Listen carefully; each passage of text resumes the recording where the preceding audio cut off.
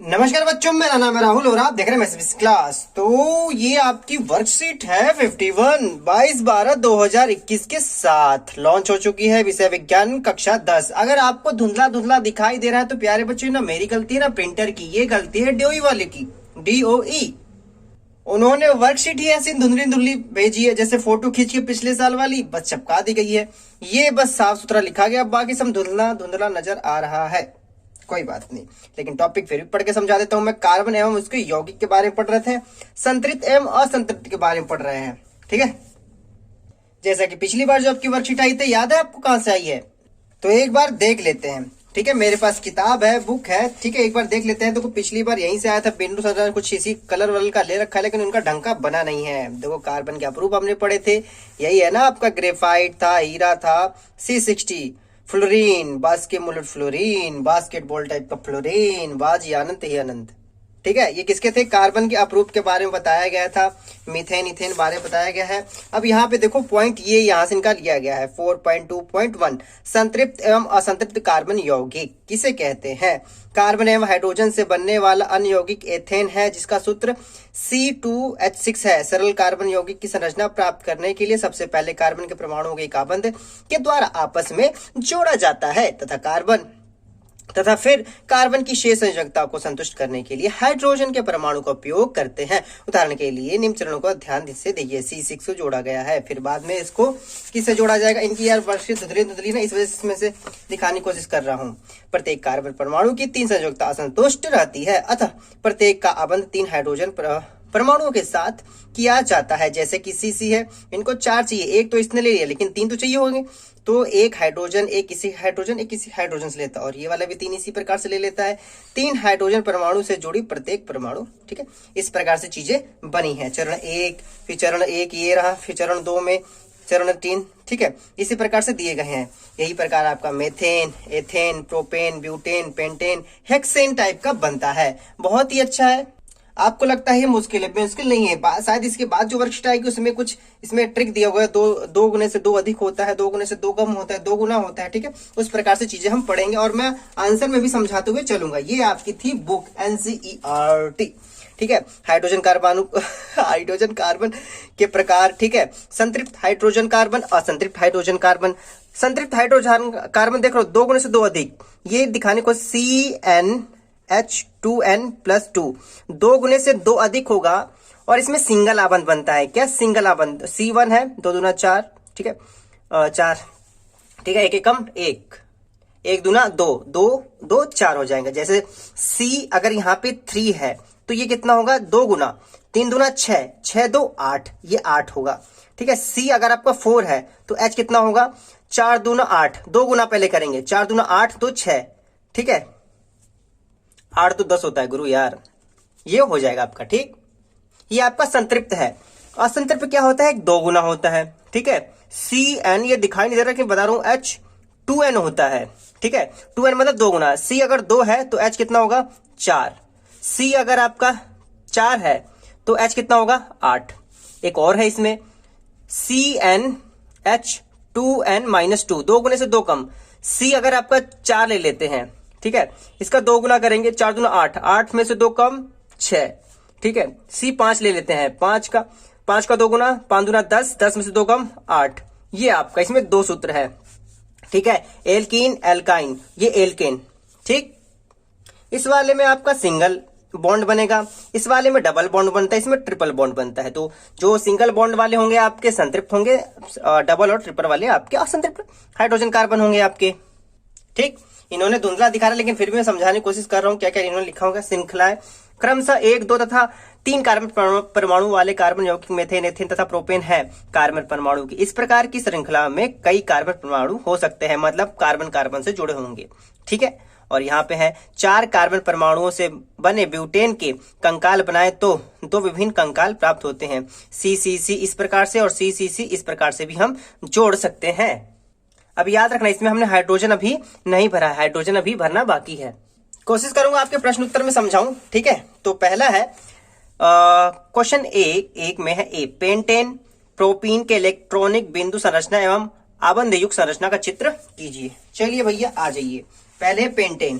Pentane का जो होता है आपका, आपने याद होगा आपका पहला जो सूत्र होता है इथेन, मेथेन, प्रोपेन, ब्यूटेन, ये तो आप याद कर रहे होंगे।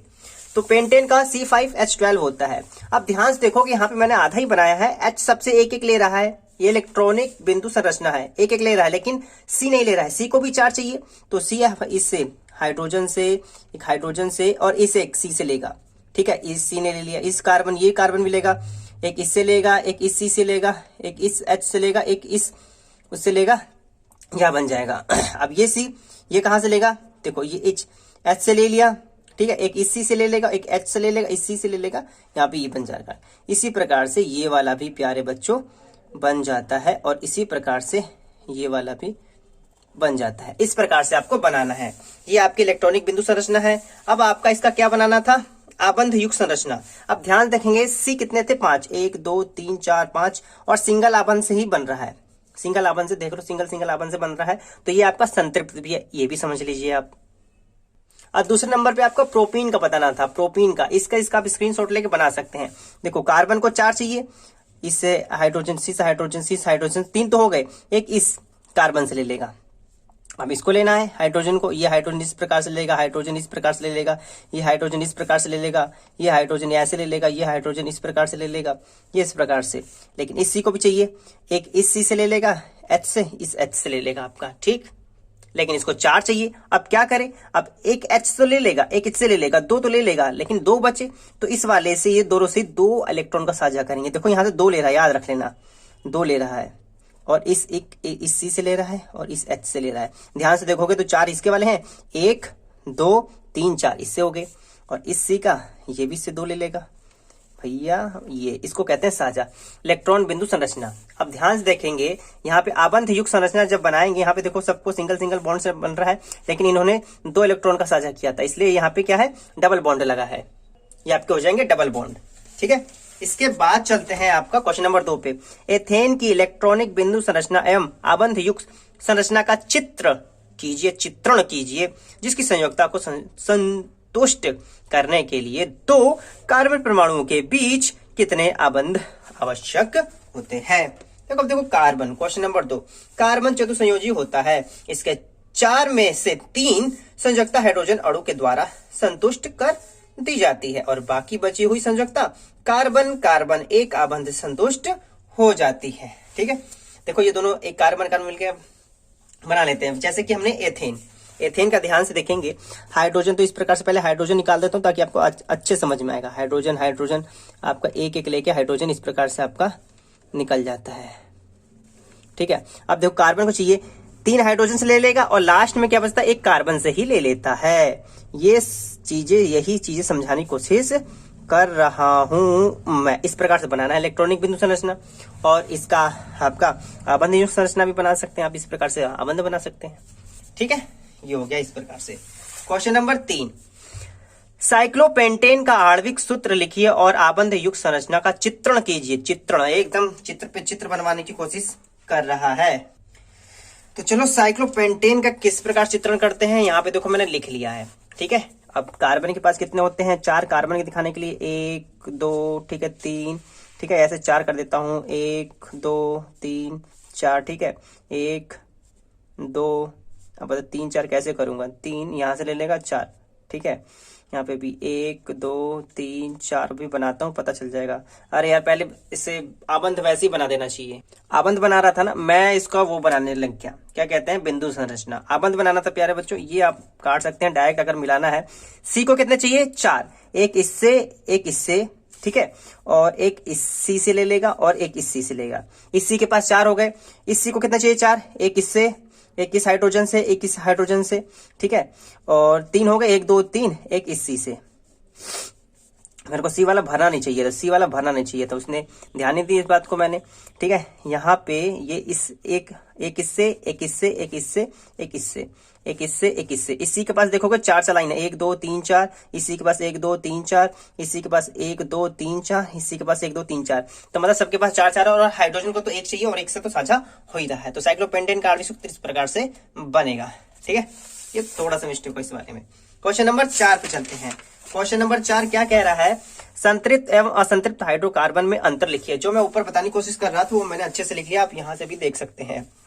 ठीक, संतृप्त हाइड्रोकार्बन हाइड्रोजन और कार्बन के ऐसे यौगिक जिनमें दो कार्बन परमाणुओं के बीच केवल एकल आबंध होता है, सिंगल आबंध होता है, संतृप्त हाइड्रोजन कार्बन कहलाते हैं। जैसे एथेन C2H6 एकल आबंध है। ठीक, इसी प्रकार से असंतृप्त हाइड्रोकार्बन ऐसे यौगिक जिनमें कार्बन की 4 संयोजकता द्वि या त्रि आबंध से संतुष्ट करती है, असंतृप्त हाइड्रोकार्बन कहलाते हैं। जैसे यहाँ पे मैंने लिया था एथीन C2H4, देखो 2 यहाँ पे लगे हैं और मैंने एक एथाइन ले लिया जिसमें 3 आपके आबंध लगे हुए हैं। ठीक है, इस प्रकार क्वेश्चन नंबर 4 भी आपका समाप्त हो जाता है। क्या प्यारे बच्चों, आप लोगों को स्कूल से प्रेसाइज किया जा रहा है वर्कशीट करने के लिए? कमेंट करके जरूर बताइएगा। मैं इस क्लास की इस वीडियो को देखने धन्यवाद। तब तक के लिए जय हिंद, जय भारत, जय भारत।